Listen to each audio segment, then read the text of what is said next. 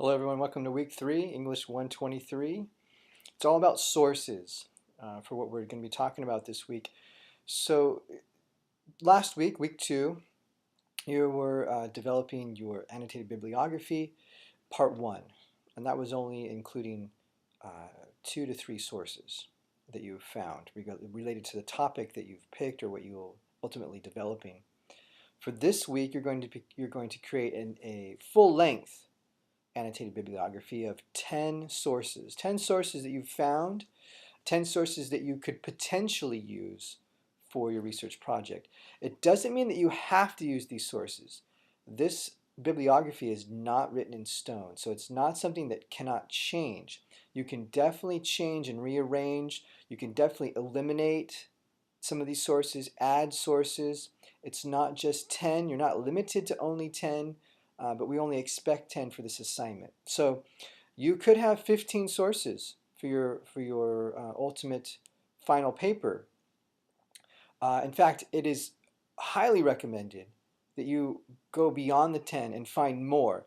You want to dig a little wider than what the requirement is, because then that gives you more flexibility and more breadth in your topic and in your research. So if you only stick with 10, there's a chance that you may not find or have enough information to support what you're arguing.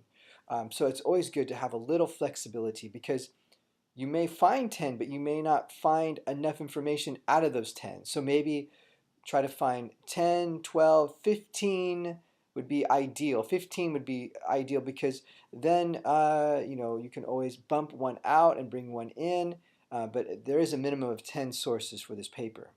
Okay, so an annotated bibliography, if you remember, is a analysis of sources. It is a discussion of who has written it, what's their credibility, what is the subject matter of the source, what is the main point of the source. So all that information that you've been evaluating for week 2 is going to carry over into this week. In fact, you can use 2 of the sources that you used for week 2 for week 3.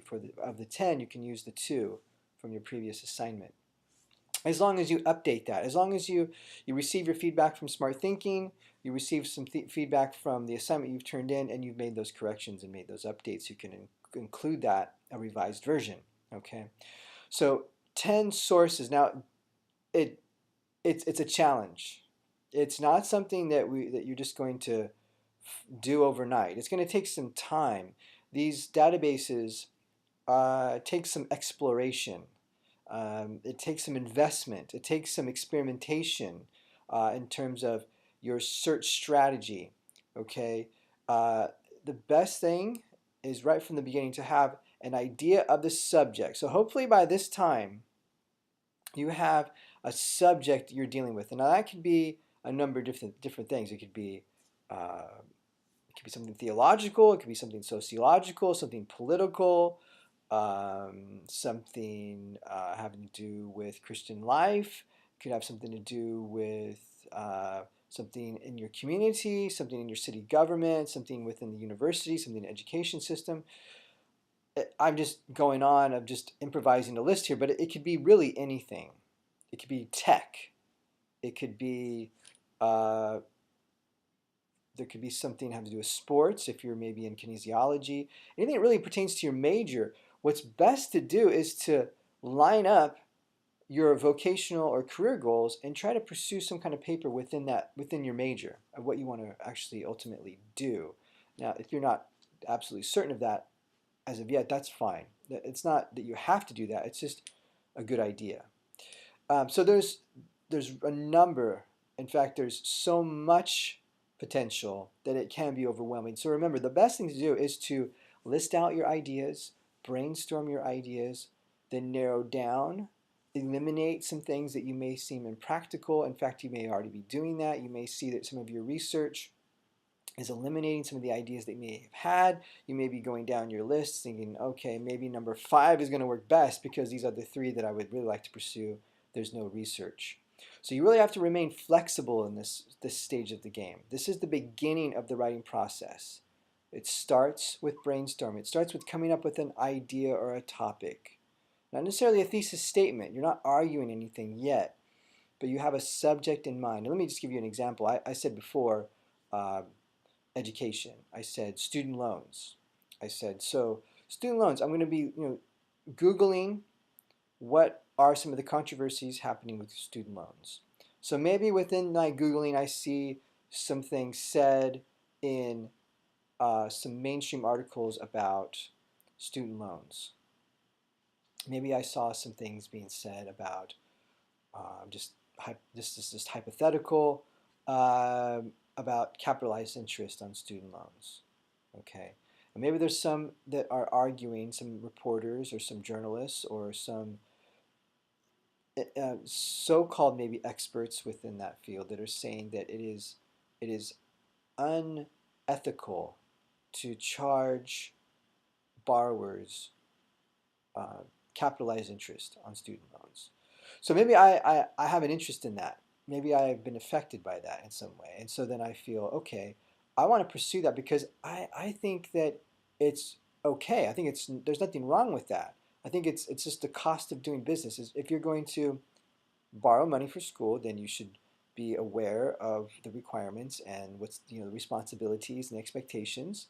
Or maybe I'm the other side. Maybe I think, yeah, it doesn't make sense to charge interest on top of interest, accruing more interest on top of interest, and then ultimately your loan balance, your principal balance, has gone way up. It's not fair. So depending on where someone might be in that on either side of the story, so then I would pick a side. It's an arguable side.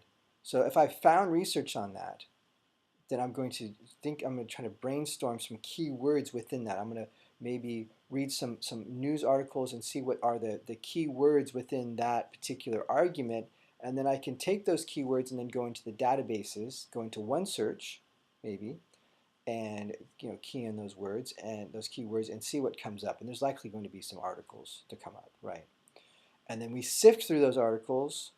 We read through them, not the whole thing, because some of these are 25, 30 pages long. We just skim initially. We read abstracts.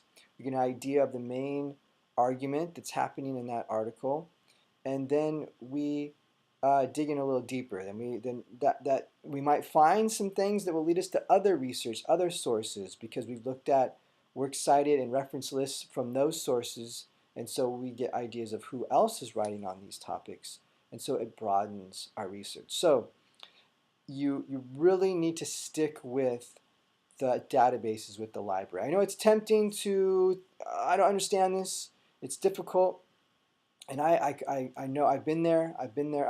I've had difficulty with the databases, so I know. But I also learned that it takes time to learn how to navigate it. It takes time, and this is really where it starts. You probably have very little experience with the databases, so that's okay. So you just need to spend the time in experimenting and looking into how you can refine your searches. Use those search categories, use those keyword categories, use those parameters to really narrow things down, to really find what you need. And then, if you can't find what you need, if you find that you're burning up a lot of time, or maybe even just to prevent burning up a lot of time, go to a library and say, hey, I'm looking for research on student loans and capitalized interest on loans and the efficacy of that. Can you direct me in any direction? Can you point out any key journals that I should be reading? Any key theorists or critics or scholars in that area? Any economics I can be reading to really find a credible argument? Okay. Now remember, you are not creating your own original argument. You are going to be using existing research. So it's not necessarily you that are saying this, or that are taking full academic or intellectual ownership of this topic. You're going to be utilizing experts that are already doing research in this situation, and you're going to you're going to research through them and find out what they say and present what you feel based on your own opinion, based on your own convictions, your own passion about what you feel is the best course of action. In order to do that, you have to understand both sides of the argument. So you want to find for and against in your sources. It's always a good idea because then that just provides a well-rounded argument. You can't just be on one side.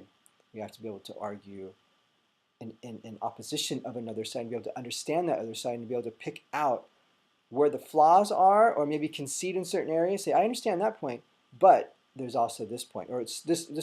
I understand this point, but so and so also says this, so there's a conflict here. So you just have to be vigilant. You have to be perseverant. You have to be committed to the process. So the writing process at this stage is collecting information, formulating. It's kind of in this kind of unstable, unsettled place because you're just starting to kind of get ideas and you're not quite certain of how this is going to go, and you're kind of in uncharted territory for yourself. You've not haven't maybe gone through this experience, so you just have to be patient. Be patient with yourself. Don't be overcritical. Don't be a perfectionist right now. Now is not the time for perfectionism. You want to be perfectionist with your writing once you start the composition stage. Right now, this is the pre-writing stage. So you're formulating or trying to determine a subject that you want to deal with and want to discuss. Then you are going through and finding sources to support that argument and to um, discuss what is happening out there in that argument, in that field. So it's just kind of a developmental stage, so be patient with that. Ultimately, you get into the drafting stage, okay, with that. Ultimately, you'll be able to begin to put things down on paper, but right now you're looking for quotable material.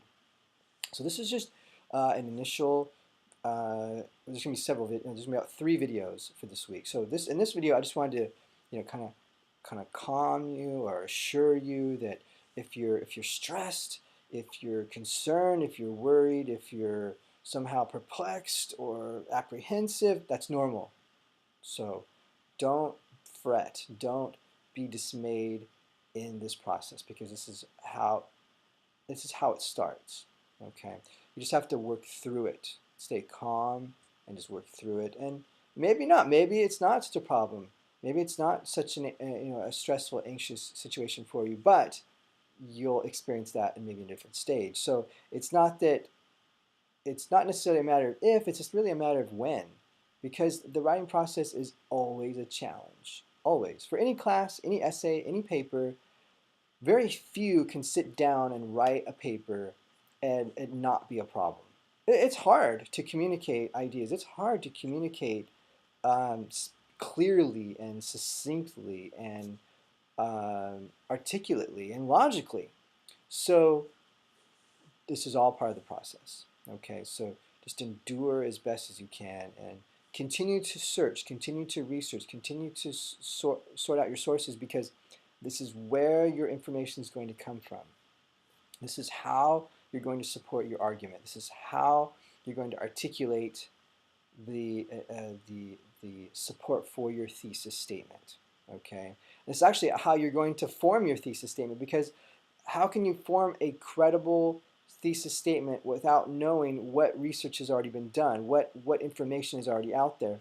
So as you begin researching, that's why the thesis statement stage is coming in week 3, where you just begin a preliminary thesis statement based on what you've read so far. So keep things very, very, very flexible. Okay. All right. So this is just video 1. The next video we're going to talk about more about sources and a little bit about thesis, a little bit about the writing process in terms of how an essay should develop. Because I think that without knowing what's coming, it's going to be more challenging to deal with the individual stages as we go through them. So I'm going to lay out essay essentials in one of these videos, and you'll be able to see kind of where we're going with this. Why it's important to have your sources kind of find the sources that you need now, because it will affect what comes later. Okay, so I'm going to kind of go through what comes later. All right, so this week video 1, so let's go on to video 2, and we'll discuss those details. All right, thank you.